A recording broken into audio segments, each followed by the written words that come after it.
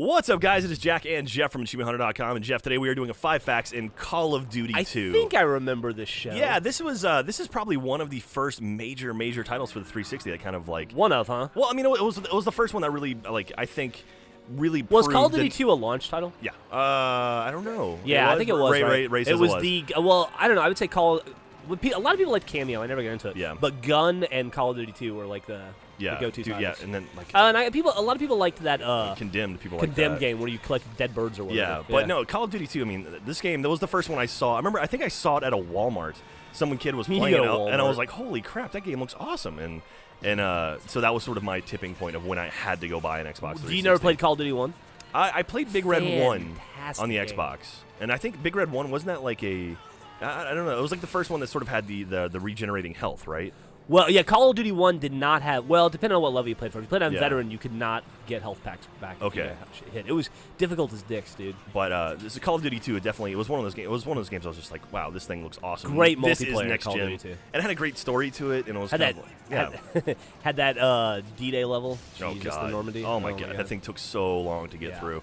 But anyway, we got 5 facts about this game. There's some cool ones in here, Jeff. I did not Okey-dokey. know about. All right, number 1, Call of Duty was the first game in the series to feature enemies that take out their pistols right before dying on the ground. This concept was used later for the Last Stand perk. Those motherfuckers become... You put a bullet in somebody's like elbow or leg, Yeah. suddenly they are a dead eye with a pistol. No kidding, man. It's like So They're frustrating. like zombies. You have to double tap every single guy Yeah. you drop because they come up from the dead. Ugh. All right, number 2, in the first few levels with Lieutenant Dmitry Volsky, you see him in the traditional commissar uniform. However, in the mission Comrade Sniper, he has a random uniform and the wrong face model. Weird. So I guess that just made it into the Uh-oh. game and no one saw it, or they had to get it Little out pretty oopsie quick. It's one of those launch title problems, Jeff.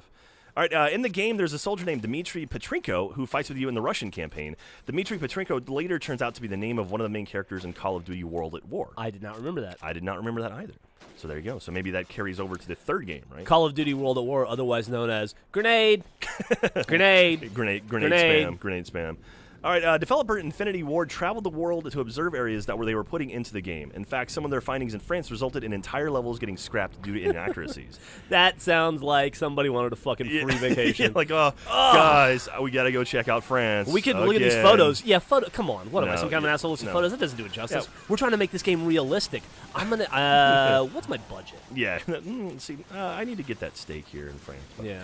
Anyway, and last but not least, according to an interview with an Infinity Ward employee, Captain Price in this game is the grandfather of John Price from the Modern Warfare series. Oh, are you serious? That's kind of cool. I had no idea. Yeah, so there you go. So they're all linked together in some kind of way, Oh, right? that's adorable. It's like a Stephen King novel. And it all takes place in Bangor for some reason. But that's nice. That's sort of that cool little continuity that you don't have to know about, but if you do know the series, that's like Yeah. little cherry on top for you. First fantastic game for the 360. First great multiplayer experience and fantastic multiplayer maps. Absolutely. And Great yeah, game. I mean, Call of Duty 2 was one of the first ones where I was like, okay, this generation of consoles is going to be really, really badass. And to think, like, playing that game now and looking at the graphics as compared to what we have now, it's just amazing how far we've come. I know. And I can only imagine what's going to come up next. So, anyway, that's Call of Duty 2, 5 facts, and we will be back next week for more.